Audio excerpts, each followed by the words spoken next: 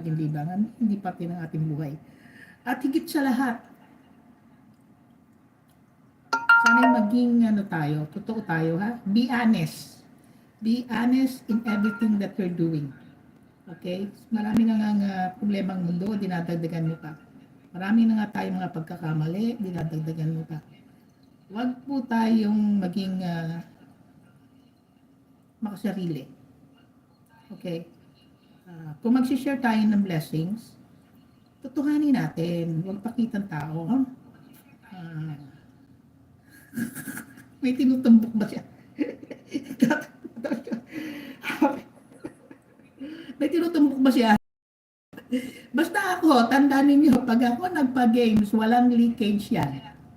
Nagbibigay ako ng clue. Ha? Nagbibigay ako ng clue kung ano itatanong ko. At ina-advise ko na nga sa inyo, tandaan nyo lang yung song, punta kayo sa channel ko, tingnan nyo lang kung anong merong informasyon doon na maaari kong itanong. Ihanda nyo yung Google nyo. Google Translator and everything. Pero wala akong isi-share sa inyo yung questions. Kasi bakit? Si Aris po ay honest. Hindi ko po ugaling manloko ng kapwa ko. In the first place, ang profession ko po ay auditor.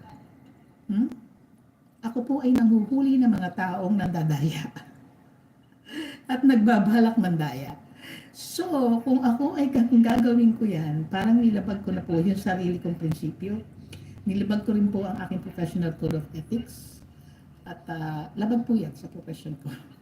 Kahit po mahaliit na halaga, hindi ko gagawin yan. Okay?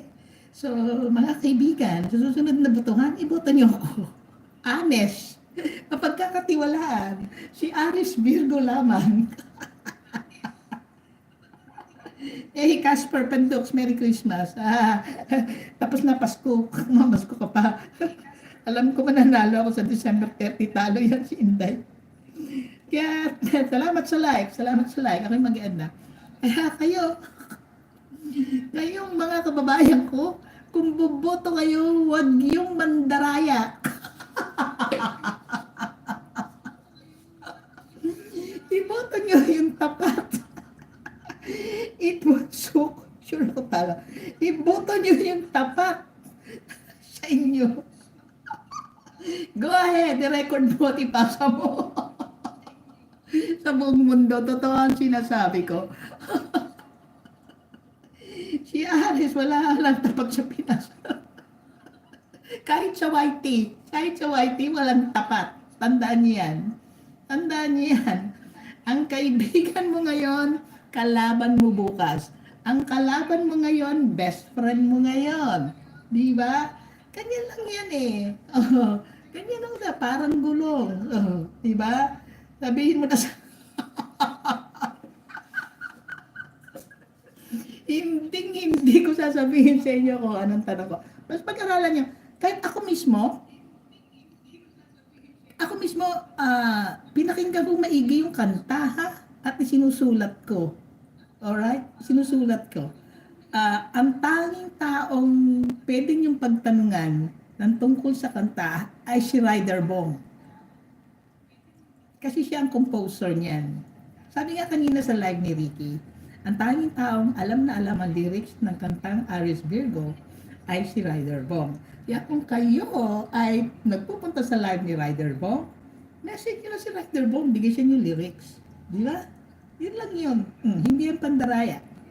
Why? It's called resourcefulness. Diskarte sa buhay. Alright? Kasi ang pandaraya is on the spot, doon kayo, bago pa lang nangyari, ibinigay, hindi wala pang tanong, ibinigay mo na sagot. Okay? Ako, tinuturo ko lang sa inyo kung paano hanapin ang sagot sa mga susunod kong questions. At higit sa lahat, hindi nyo pa alam kung anong itatanong ko. Okay? Sabihin mo na sagot. So, mga kaibigan, sa susunod na halala, Aris Virgo po lamang tayo. Walang daya ang mangyayari sa December 30. Tandaan niyo yan. Ayaw ko na mag-isip. At masarap yan. Alright? December 30, meron tayong Q&A. Ay, tama na. Ako'y naka 2 hours and 9